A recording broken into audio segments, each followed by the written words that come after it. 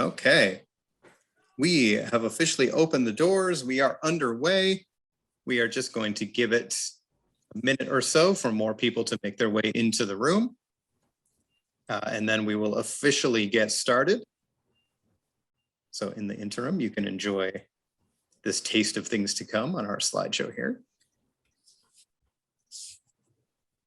Once I see numbers still going up, which is awesome. Thank you all so much for taking the time to join us here today for our broadcasting television and streaming video session. I'll get at least the logistical part of the whole thing going here while a few more people might be making their way in. So we'll start with a quick round of introductions. My name is Sean McMahon. I am the faculty marketer for the School of Media and Design that houses our broadcasting television and streaming video program. And this is going to be the most on-brand at-home session ever. There is a 2-year-old to my left. I'm just going to own that right now so that I don't have to cover for it later in case you start to hear, questions or hopefully just adorable giggling. And having said that, I will pass the baton over to our next guest. Who wants to I'll go do the next intro here, Sean. Hi, everybody. My name is Matt McCooey. I'm the program coordinator and a professor in the broadcasting, television, and streaming video program here at Algonquin. I've been at Algonquin for 6 years now. My background is in sports and live events. So I was a producer and replay director for CBC and Sportsnet for, among other things, NHL, OHL games.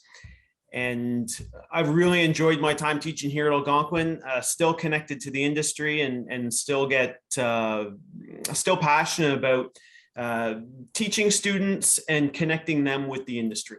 And that's what we do here. We take people who are interested in the television or streaming industries and teach them the skills they need to learn in order to find placement in that industry.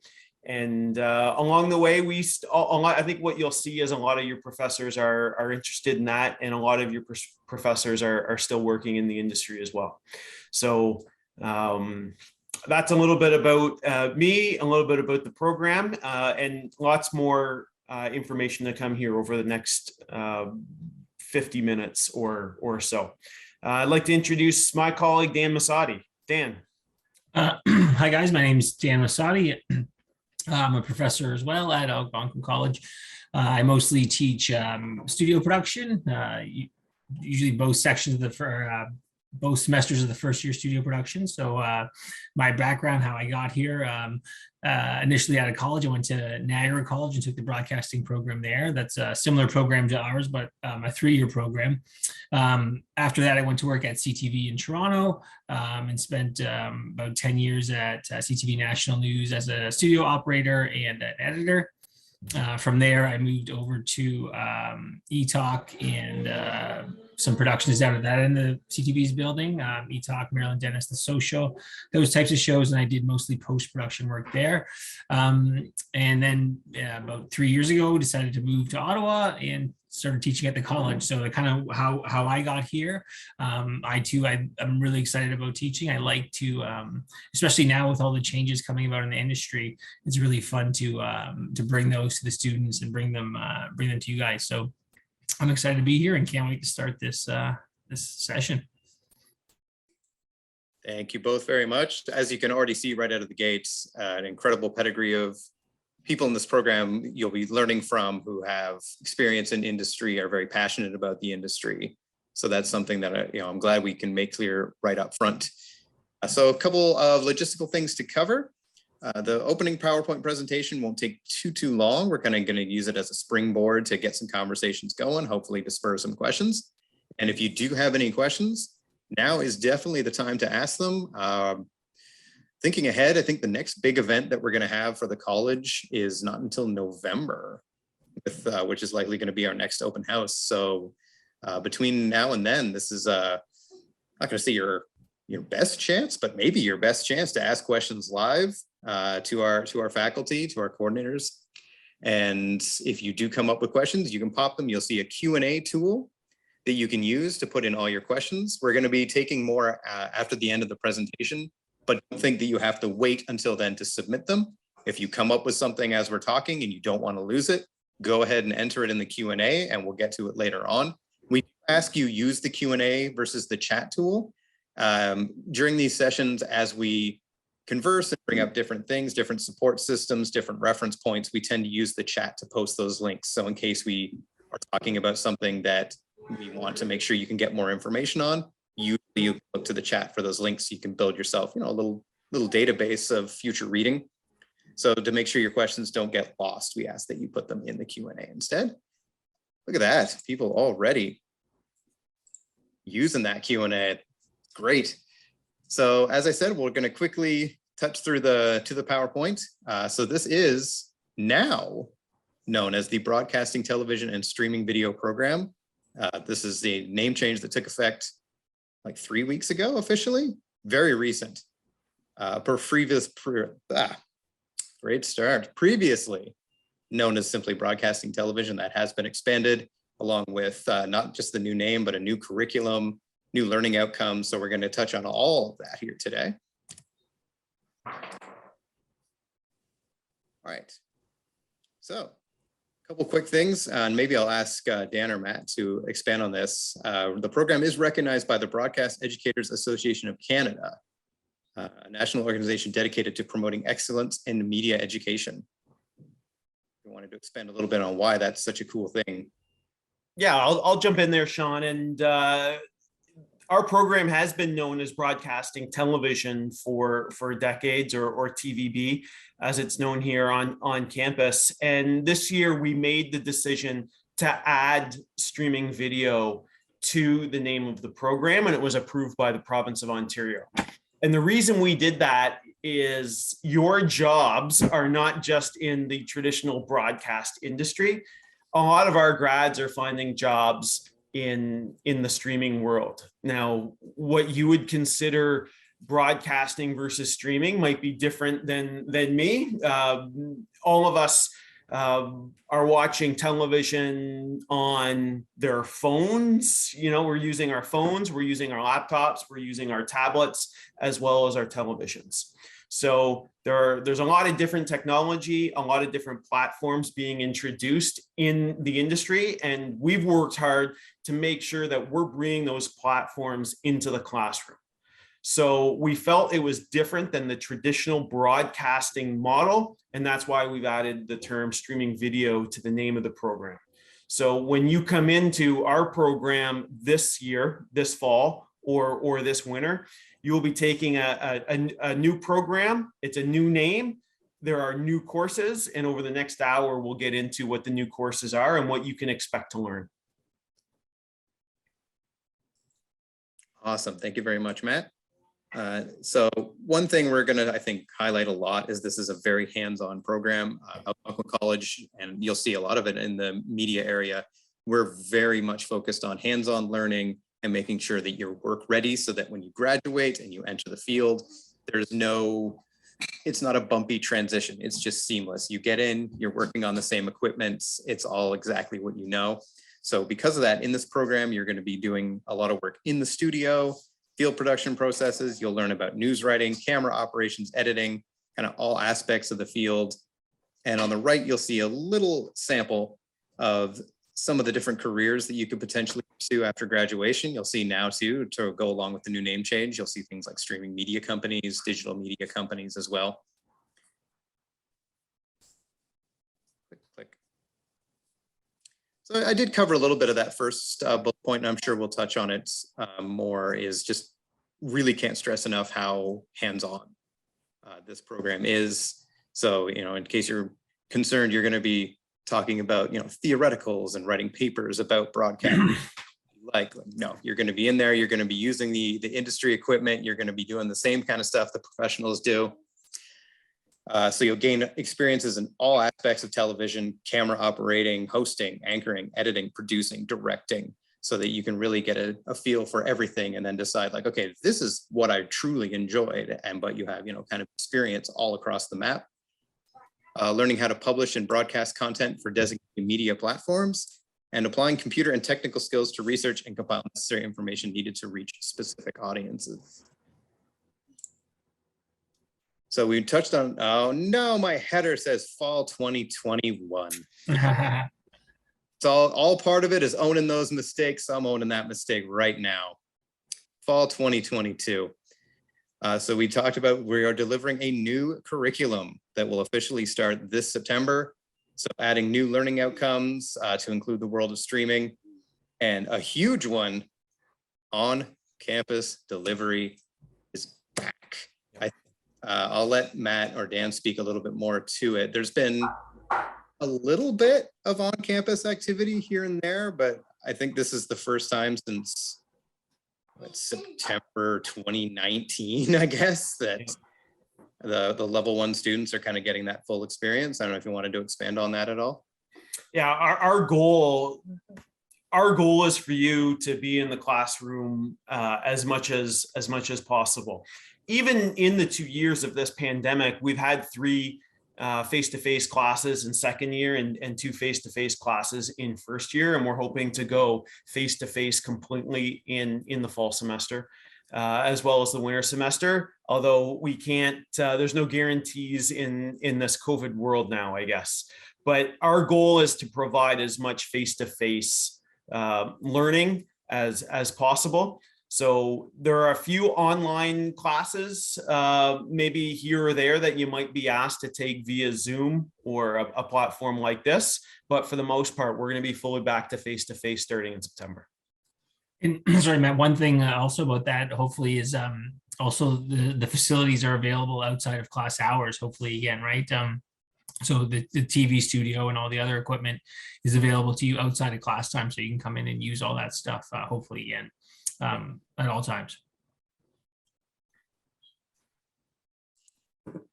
And the final thing on this slide I'll touch on is work integrated learning experiences, which all kind of ties back to while you're in the program, giving you those experiences that reflect what it would be like once you graduate, once you get into the work world, so that that transition can be a lot more seamless. And like I said, we only wanted to hit on a few things really high level in the PowerPoint, kind of give you an idea of some of the things that are happening, some of the things that we can speak more about. If you want to know anything about the program changes, I think we'll be talking about that no matter what. But if there's anything that you're curious about, this is like I said, this is a great chance. You have us all here together in a room for potentially the last time until November open house. So hit us with those questions, whether you're set to already start and there's something you want to know, whether you're thinking about applying and jumping in. This is the perfect chance to ask those questions. You can also later on pop over to our website. We have a page there right from the main banner that breaks down all of the different program changes that are coming, including the new program of study and a lot of the new learning outcomes. So you can get a sense of that. You can take a little virtual tour of the space and click through there and see the kind of environment you'll be working in. So in the meantime, I'm going to stop sharing.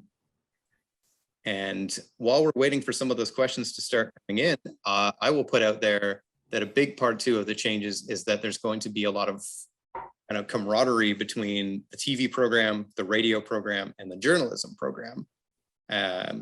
We didn't touch on that in the presentation, and people watching may not know that. So as we're letting questions roll in, I was wondering if you wanted to speak more to what those relationships are going to look like going forward. Yeah, thanks, Sean. And I have some information to share here as well. But Dan, did you see the question in the chat about not the only Niagara Night here? Yeah, it's not too often we run into another Niagara Night grad up around here, but happy to see another one hopefully coming into the program. A little bit colder up here than Niagara, but you'll get used to that, I guess.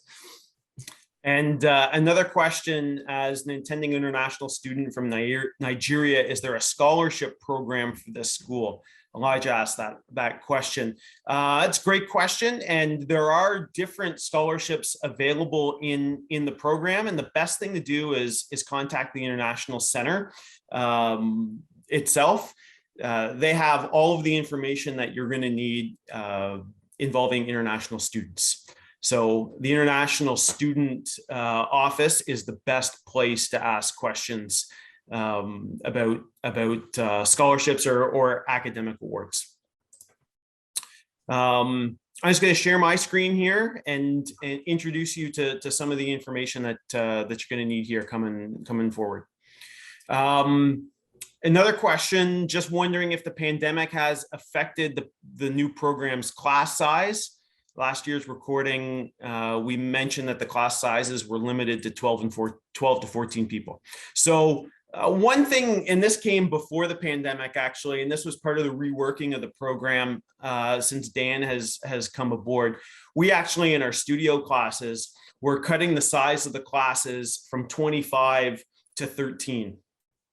And we did that because 25 people is too many to work on one studio television program.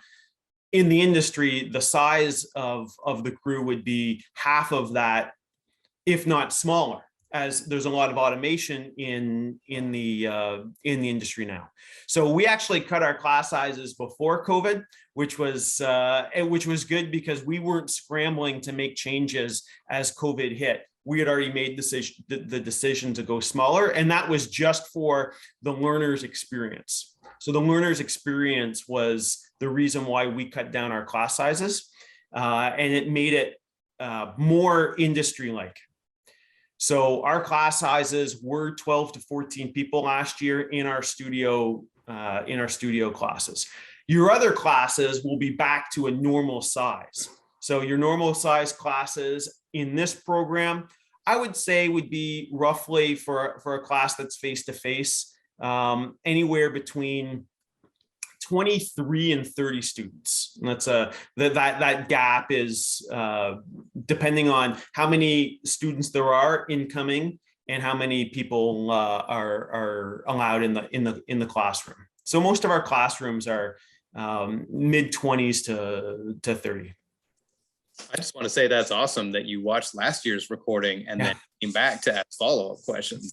That's fantastic. Can we apply for OSAP for this program, Sean? Yes, the answer to that question is yes. And how much are the total fees? I don't have the fee question right now, but you can go onto our website. If you go onto the TV broadcasting website, there is a fee calculator. So you can select fee calculator and then put in the program, and it will break down semesters 1 through 4 what all the fees are. I'll post a link in the chat too, so everyone can access it directly. Okay, here's another question. I'm a broadcaster with over 5 years of radio experience after graduating with a bachelor's degree in mass communication. So I really want to do my master's in radio broadcast to enhance my scope about radio. Okay, that's not what we do. Just to be quite clear, Elijah, this is more of a video course for you. So if you want to take a program to complement what you know in radio, and get a little bit of video and editorial experience, then this would be the program for you. We're not going to go into audio production. We have an elective that's a podcasting course, but we're not going to get into the audio production aspect of communications. That's not what we do in this program. Madison, when do we choose electives and when will our timetable be available? Great question. Usually the registrar's office will have your timetables in your hands by, I would say, the second week of August is when it usually happens. So what happens here at the college, we take in the applications. There's a date where we send out who's been a final list of who's been accepted. Then we put all the students into groups, so that when you go into your studio class, you're in your groups of 12, 13 students or so. So you're grouped, and then everybody is sent their schedule in, I would say, second, third week August. I think that's when it usually happens, usually 3 weeks before. But I can share with you kind of an outline of when those classes are going to be, because we're doing face-to-face for the majority of your learning this year. I think you can expect to be on campus on Mondays, Thursdays and Fridays for sure, and one of Tuesday or Wednesday.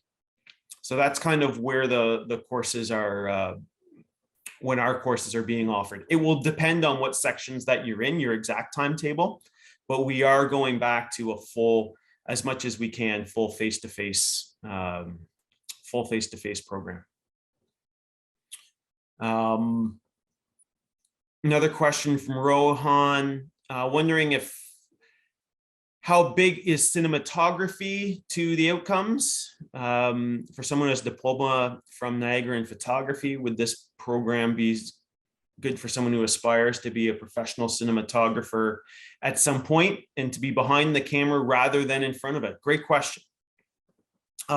And maybe what I'll do here is I'll go through the program of study, and so you can see the courses and what we have to offer.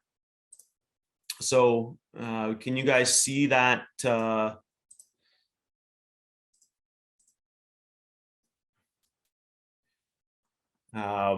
this is Dan and my contact information if you want to quickly jot that down. As Dan mentioned, his experiences in post-production and production at Bell Media, and mine in sports and live events. If you have any questions about the program, feel free to email us at any times, and I'll put my email in the chat later on.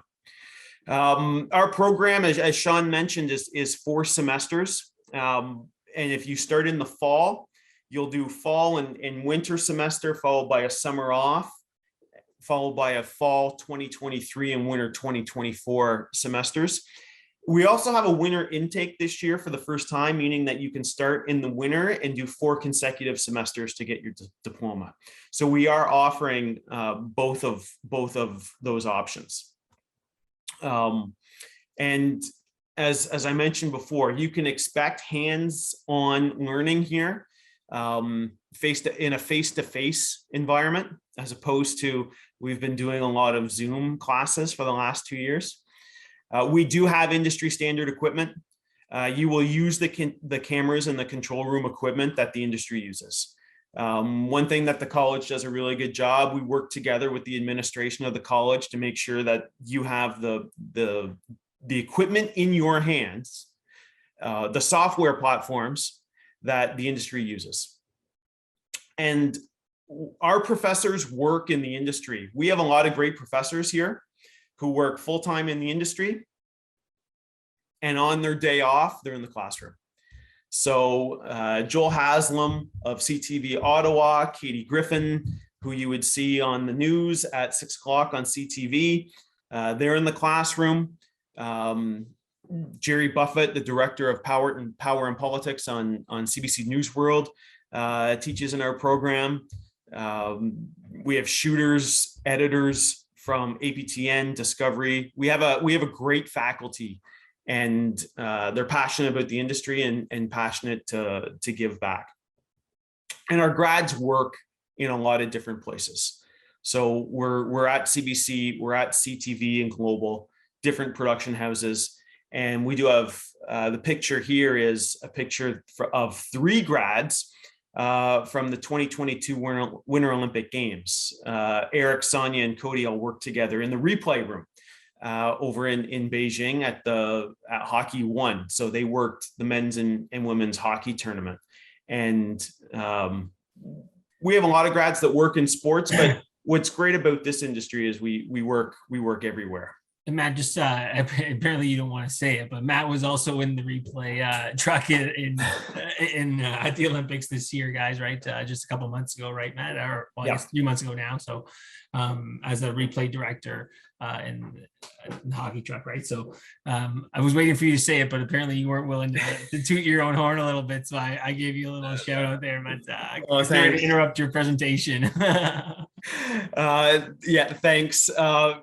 Yeah, I was there, and there were 2 hockey venues. I was in one, and Eric, Sonia, and Cody were another. And one thing that was really neat being over in Beijing, one of the utilities on our crew was a student not long ago, graduated 5 years ago. So it was really awesome to work with somebody who I taught in the class.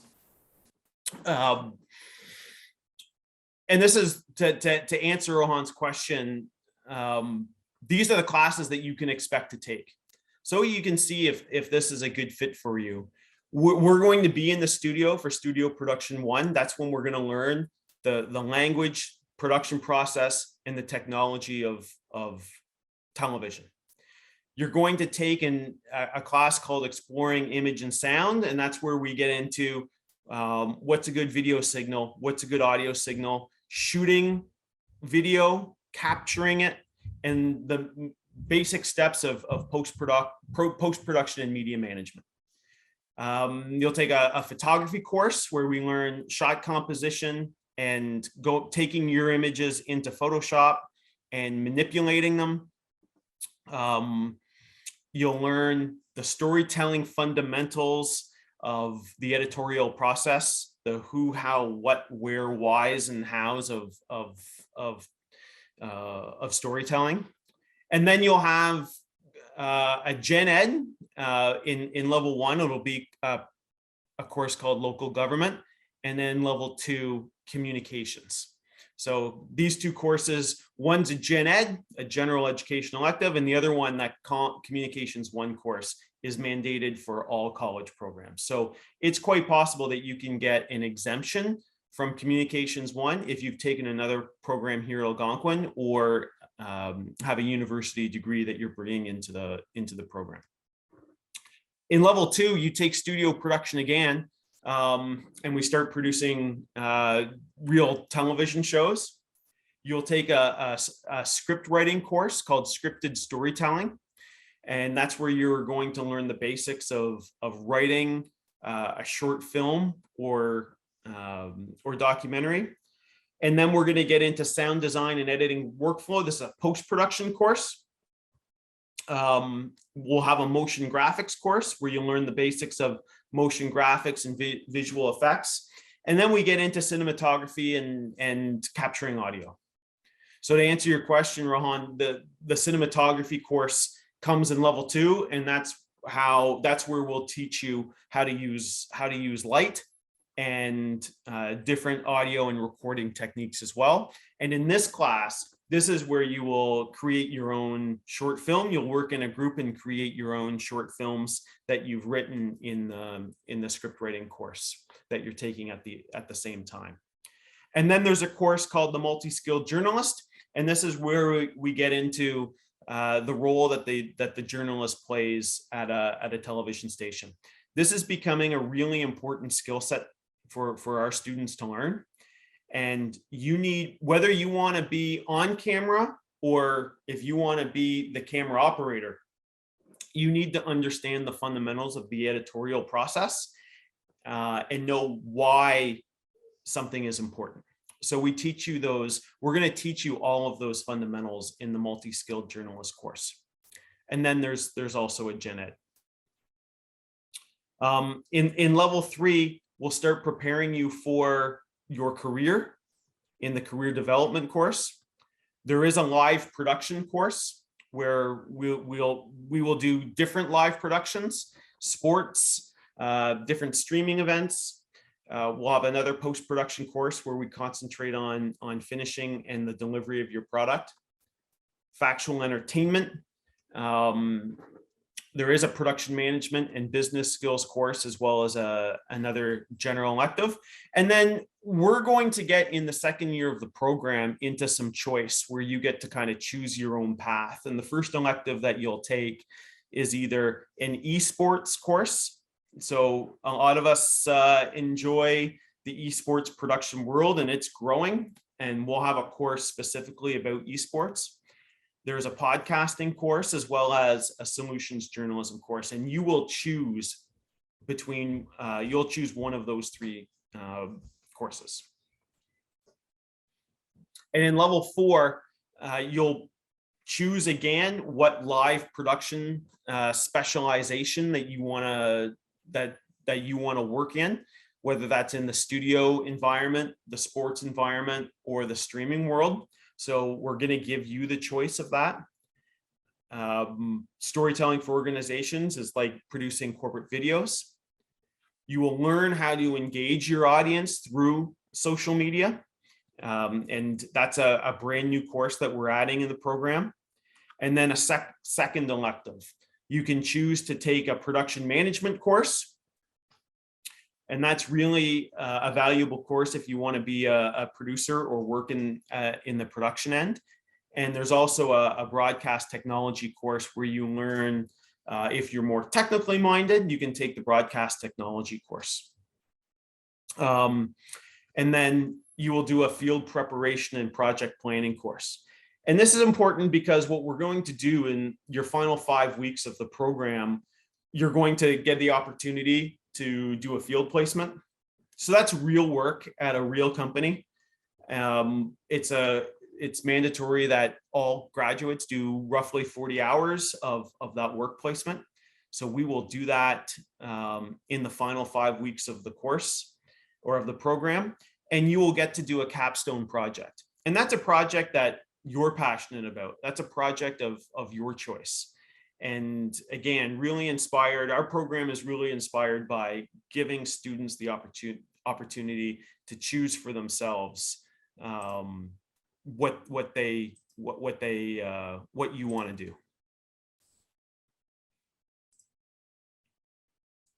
So that's a rather long answer to your question, Rohan, but I think I just wanted to give you a really good view of what the program of study looks like.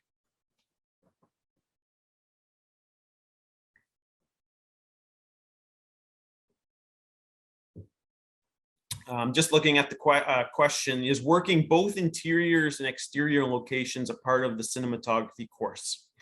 Yes, absolutely. I think we'll teach you the essentials of using light in a variety of settings. And the person who teaches that course is better at lighting than I am, as you can see with my setup here. But yes, we have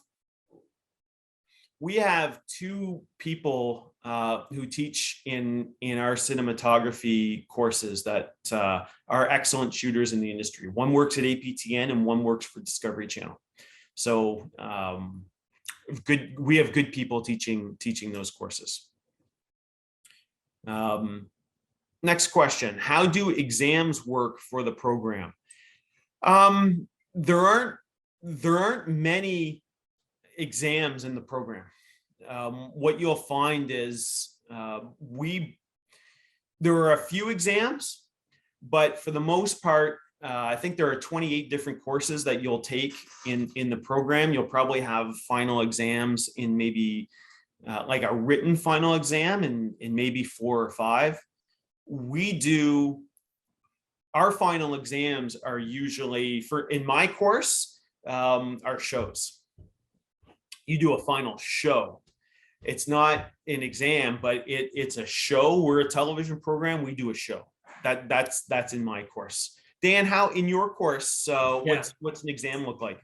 It just depends on the semester, but it's a practical course, right? So there are a few like tests or quiz type things, but for the most part, it's a practical assessment. We have a practical exam that takes place in the first half of the first semester, and then it's pretty much do a show or do something, a part of a show, and submit that. Kind of, we're judging you on that, not if you can answer the questions of what a show is supposed to look like. We want you to make a show instead of, right. This is one thing we talk about quite a bit in first year is this is college, it's not university, right? So we don't think about doing things. We talk about how to do it, then we do it.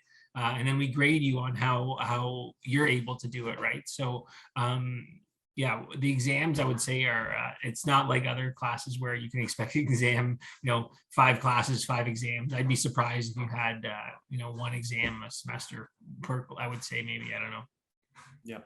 Yeah, I know. I did my first year teaching, I did exams, and it was the worst. I realized it wasn't the best way to figure out who's doing well in the course or who knows things, right? I think the practical, as Dan mentioned, the practical production, can you do it? That's what TV is. Can you do it? Can you produce it? Yeah, we don't want to test you guys on can you take tests, right? I mean, that's because some people are good at taking tests and some people are not good at taking tests, right? So if you have that skill, that's fantastic. But if you don't have that skill, we can appreciate that. And we want you to show us what you can do, show us the final product, and we're going to evaluate that.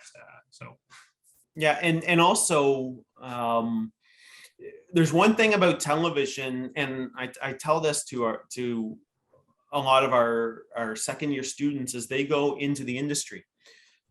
It's not about being good once. It's not about, okay, there's a final exam and it's worth 40% and I have to ace it. That's not really what TV is. TV is, can you do a good show on Monday, and then a good show on Tuesday, and then a good show on Wednesday, and then Thursday, and then Friday. It's, I worked hockey. We had games 3 nights a week. We couldn't be great on Tuesday and terrible on Thursday. We had to bring it on Tuesday and Thursday and Saturday whenever we were scheduled. So we expect the same from you as you come into the program. If you're in Dan's studio class, every week there's a show. Every week you're going to be evaluated on that show. How good the show is, how good you are, and do you contribute to the success of the show? That's how you're ultimately evaluated. And I'd say it's like that in most of the courses that you'll take in the program. Yeah, and I think that just to expand on that, just to say that, if the show is a failure, it doesn't mean everyone fails, right? It's like the show can look horrific and everyone still gets an A, depending on what happened that day, how it all came together and all that stuff, right? I mean, this is college. This is where you're supposed to make mistakes and fail and learn from those mistakes, right? So, it's not like you needed to get perfect all the time to get a really good mark. It's like we expect you to fail and then recover from those mistakes and then move on and do a better job the next time, and hopefully it doesn't happen the third time, right? So right. Next question from Madison. Do you mind elaborating on what solutions journalism is?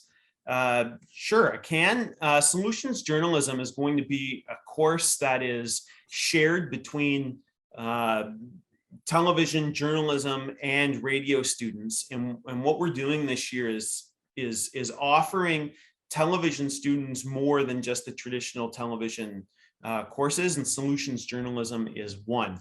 It will be taught and it will be developed and then taught by one of the journalism professors. And it is journalism that is going to make the world a better place in some way. It's about providing solutions to problems. So identifying different problems that exist in our community, in the world, and then using the journalism tools that you will have learned earlier in the program to come up with solutions to those problems. And those problems could be problems in your community, in our city, or broader than that. So that's what solutions journalism is. I think it'll be a really good course, and that will be offered in level 3 of the program. I may use that to segue into the crossover with the journalism program, because that's one cool thing that happens in a lot of the media programs is there's a lot of, you'll see programs working together, collaborating on projects, and especially going forwards with both broadcasting, well, what is now broadcasting, radio, and podcasting, I believe is the full name of the program there now too. So there's Yeah. going to be even more collaboration. So speaking to solutions journalism, that might lead into what that's going to look like. Yeah, it's a good point, Sean. So in your level 1, you will take courses with journalism and radio students. So there are 5 courses that will be shared amongst the 3 programs. So you'll go into your photography course and there might be 10 TV students, 10 radio students, and 6 or 7 journalism students. But when you take your TV studio course, there will be just TV students in that course. So some will be mixed and some will be TV only. And what we find is we want to expand one of the things you come to college for is to meet people and expand your connection base. And we don't want you to just be in class with the same 20 people for 4 semesters. We really want you to learn the skill set of being in different environments and working with different people. That's a skill set. That's a valuable skill set to have, whatever industry you're in the media. So we're going to put you in classrooms with different radio, TV, and journalism students specifically for that reason. Dan, you've got a question here. Could you briefly talk about the studio and post-production classes? What sort of footage is worked on, motion graphics, and the types of software that is taught and used in the program? Yeah, guys. So in the studio production class, most of the footage we use in there originates in the studio, right? We shoot it in the studio. We do bring in other footage for shows if we have we need B-roll or something for a show we're doing. So we do bring in stuff like that. But most of the footage is stuff that we actually shoot in the studio and do live shows, live to tape type shows. In terms of motion graphics, the software we use in the studio is a software called Expression. It's from Ross Video. Most of our studio is, or I believe now, aside from the audio board, our whole control room is a Ross control room. Yeah, and I think it's just because Ross doesn't make audio boards, or they didn't anyway. They might now. But Ross is an Ottawa company. They're a manufacturer of broadcast equipment, industry standard, well known throughout the world. They just happen to be in Ottawa, and we the main components in our control room are from Ross. So our switcher, our server, which is our playback for our videos and stuff like that. That's our server. That's from Ross. And the switcher is the when you think of a TV control room, the main big piece of equipment that you press the buttons and switch between the cameras, that's also from Ross. And in terms of our motion graphics software, it's a piece of software from Ross called Expression. And that works, all of those pieces of equipment all work well together. And depending on your kind of interest in how you're interested in the studio production class, you can take it a bit further or as far as you want, right? Like we said, or I said earlier, all of that gear is available to you. So if you're someone that's thinks they want to be a technical director or like a production switcher, you can come in on your own time and push the gear a little bit farther than we teach, and advance a little bit further. So much so that we have had students in the past that have gone directly to Ross from the program, and are doing some pretty exciting things there. Not really typically what you would think of when you think of television broadcasting, but the kind of things you think of in terms of making and testing products and things like that. So kind of pretty cool stuff. So yeah. And in our other courses, so in the other platforms that we have, all of our students will have access to the Adobe Creative Cloud. So in our post-production classes in second and third level, you'll use Premiere Pro. You'll also use Adobe Audition in level 1 and After Effects in level 2 and beyond. So we do have, you will have access to the Adobe Cloud, and the post-production work and motion graphic work in those courses will come from that platform. And yeah, kind of one thing, Matt, we should probably talk a little bit about is just how kind of, our program is a very diverse kind of program. We're teaching you a little bit about a lot of things. So if you have a particular interest in one thing, you can kind of focus your interest a little bit more and take that a little bit further than we would normally teach you, right? If you specifically want to do editing, you still do all the other things, but you can take your editing a bit further than is expected of you in those individual classes and stuff like that.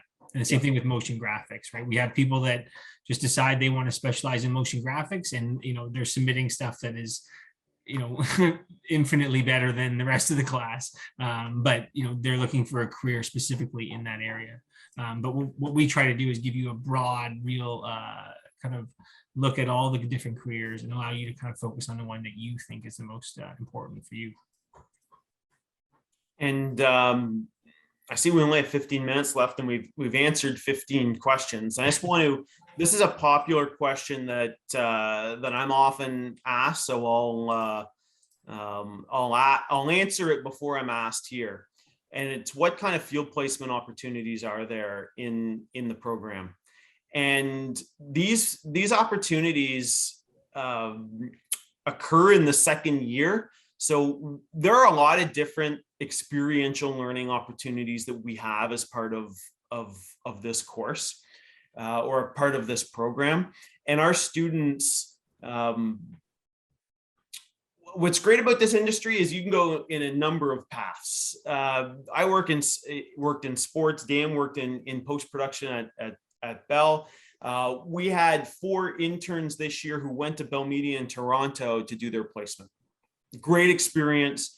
Worked on one of our students worked on SportsCenter. So worked for TSN on SportsCenter, and that was a passion. Sports was his passion, and that's what he did.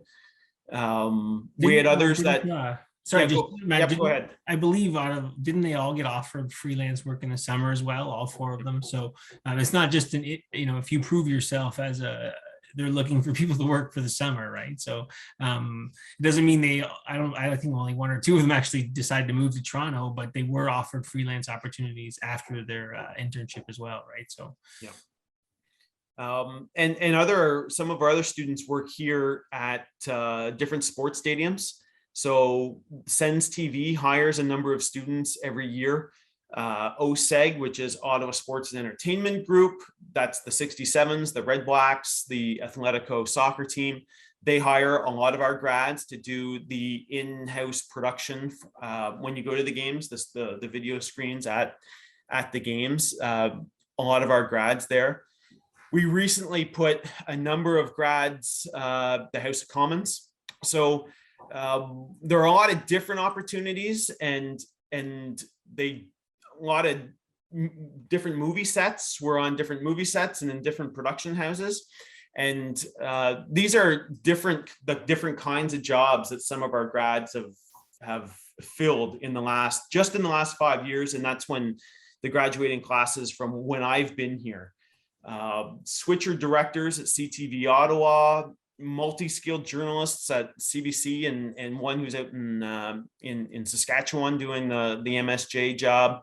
Associate directors at CBC also have people in the asset management part of CBC's plant here in Ottawa. Different technical opportunities or technical jobs, including the Chiron operator. One of our grads is doing that at Bell Media, creating the graphics that appear on screen. We have actually 3 students working at Stage 10 Streaming. And if you haven't heard of Stage 10, it's a pretty neat company and platform that we work with. And 3 of our students in the last 2 years are now working there. I mentioned before the replay operators. We have a number of students that and grads that work for Dome Productions, and they do all of the sports that you watch on TV are produced by Dome Productions, and we have a good pathway into Dome here locally. And then we have editors, motion graphics artists, production coordinators, all in different shops in the city. And depending on your specific interest, we can match you with a company that's a good spot for you. So those are the different kinds of opportunities in places where our students do their placements and then eventually get work. Okay. It wouldn't be an info session without tech difficulties, and my internet's gone berserk, but it seems to be hanging in there for the time being. 10 minutes left. So if you have those questions that you want to get in, there's still some time left. One thing that was touched on quickly earlier that might be worth expanding on, because you mentioned the studio being open to after hours. If you want to speak to a little bit about how that works, kind of the access that students would get outside of the regular class hours. Yeah, sure. Dan, do you want to handle that one? Yeah, I mean, in terms of the studio, I think in terms of all of our gear, Matt and I have the same philosophy. We paid for it, so we want it to be used, right? If we can have 3 8-hour shifts in there, then we would have 3 8 hours in shifts in there, so it's running 24 hours a day. But as it stands now, guys, the studio has classes in it for maybe, I don't know, 25, 30 hours a week, if that, right? So that leaves a significant amount of time that is just kind of sitting there. And it can be used for kind of any of the uses you want. The booking procedure isn't quite ironed out yet for next semester. We're still just ironing that out this summer. But if you wanted to go in there and have some time to do kind of, even if you chat with Matt and I or one of us beforehand, if you want to do your own kind of show, to do an esports show with your friends or something like that, that we can arrange those kind of things as well. Because, I feel, and Matt feels the same way, I believe, that that stuff is there and it should be used, and there's no better way to use it than doing something that you want to do, right? So once you learn how to use it, it is available to you.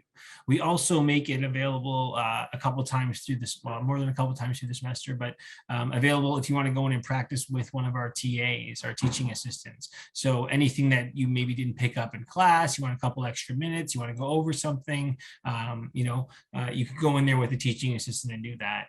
And then as we get into later in the semester and into second semester, there'll be times when you want to come in and actually rehearse your show, and that kind of stuff. It can also be arranged with you guys. So the TV studio production classes in first year, I believe they're Wednesday and Thursday, right, Matt? I think so, yeah. Yeah, so they're Wednesday and Thursday. So it's usually 9 till 12 and then 12 till 3.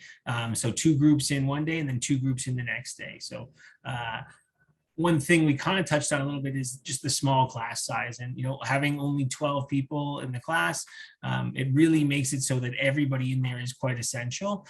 When we used to have 25 people in the room, there was a lot of people that could kind of stand to the side and make jokes and kind of slow down the production and weren't super helpful. So having that smaller group in there means everybody's doing something right from the beginning, and we all get a chance to try every piece of gear in the first semester. You try every piece of gear, you have to fill every role in the control room. So it's kind of an exciting time, and we just rotate through it, do the same show, now rotate through it and somebody else do that job, and everybody else move to the next job. So, it's a real good learning experience. And also in that kind of first half of the first semester, there's not a lot of, it's not very hard. It's really organic. I don't know how to say it, but there's not a lot of the in-class evaluation happens in the second half of the semester, where it's kind of like, now we expect you to know a little bit more. But in the first half, you got a chance to learn everything and really get on the gear and really experience it also. And Dan, the best prepared graduates that have entered the industry over the last 5 years are the ones who learned a lot of stuff on their own. Yeah, 100%. Right? That's true. Yep.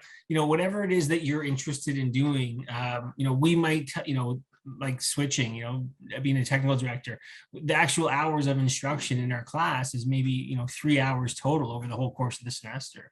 But if that was your full-time job, you'd be on that for 40 hours in your first week on the job, right? So if that's something you want to pursue, it's not uncommon to have guys coming in there for 3, 4, 5, 6 hours, just messing around, building things. So they're familiar with it. And then, one thing we didn't really talk about was how opportunities come up, right? Opportunities don't always present themselves as a help wanted poster or something like that. Sometimes opportunities come up when you're on a set and they say, hey, the technical director is sick, can anybody be the technical director? And you're there and they need somebody and you jump in and you're available, you practiced on your own, and now all of a sudden you're the backup technical director, which is a huge step up than you wouldn't have been, right?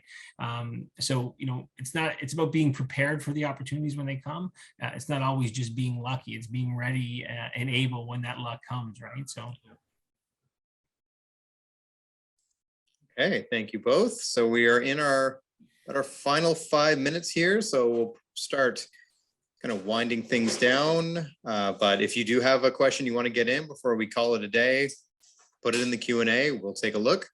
But as we're closing up, I know that was a lot of great information over the last 55 minutes or so. But Dan, Matt, is there anything, closing thoughts, anything you want to make sure we get out before calling it a session? Yeah, the last thing for me, Sean, would be to just emphasize that television, this industry needs all of us. And what I mean by that, it doesn't matter, you could be the researcher, the shy, quiet introvert who is good at researching, you're an asset on a production. The videographer who's great with the camera is an asset on the production. The person who's outgoing and on camera, obviously an asset to the production. Like, it doesn't matter what personality type you are, there's a spot for you in TV, and there's a spot for you to be successful in our program. And that's the one thing I love about the industry. You work with a lot of people and you work as part of a team. But not everybody's the same. There's different skill sets required to put one show to air, and that working together, meeting other people, learning how to use each other's strengths to make the best television show is pretty rewarding experience. Yeah, I don't have Matt, since you're the coordinator, I don't like to follow up with anything or contradict anything you said. So that all sounded good to me. But yeah, I do. Yeah, I'd agree that it's it's a team environment, especially in the studio class. So attitude is so important, and wanting to learn and wanting to experience new things and try new things is so important. So. And I'll just yes. Oh, sorry. Yeah, new question. Going to answer the question in the Q&A there. So great Q&A. Thank you very much. Do you have a copy of your PowerPoint, or is all this information available somewhere? So we did record everything that you've seen here today, and we plan on sending that out. It'll take a couple days just to get it together, put it up on our YouTube channel, and then anyone who registered and attended will get an email with that link. So you can go back if you want to, anything you missed, or if you just want to live the whole thing again, we will be sending that out. So no worries there. And for the enrollment, is there anyone to help me with enrollment? I would say the registrar's office is your best bet. You can go to algonquincollege.com/RO, and they have a contact form that you can fill out there, and they can help you with the application process and any questions that you might have around that. Yeah, and guys, Matt and I are also available if anyone has any questions. Anything that you missed, there's no one thing we always say is there's no such thing as a bad question, except for one that doesn't get asked, right? So don't be afraid to ask, and we're happy to provide any insight into the program that you might need or want. Yeah, I just put my email in the chat, so feel free to email me with any questions that you have. And that's, I think that is that. So thank you everybody for coming out, spending some time with us today, hearing more about the program. I hope that you're intrigued, you're ready to take those next steps, whether you're already an applicant or you're thinking of, starting that journey. I hope you found this a good use of time. And thank you, of course, to Dan and Matt for joining me here today for a plethora of amazing information. That is about as much info, I think, as you can pack into 60 minutes. So well done, everyone involved. And we got to close strong. So who's going to take us out with a great closer? He says as he mutes his mic, because it's not going to be me. We look for, I think I can honestly say that in our program, you have a dedicated group of professors that are that work hard with you to find your place in the industry and the path that works best for you, because all of our paths are different. So we'll help you find yours. And if you have any questions, don't hesitate to reach out, and we look forward to seeing you in the fall or maybe in the winter of 2023. Great. All right. Thanks, everyone. Have a great rest of your day. Bye.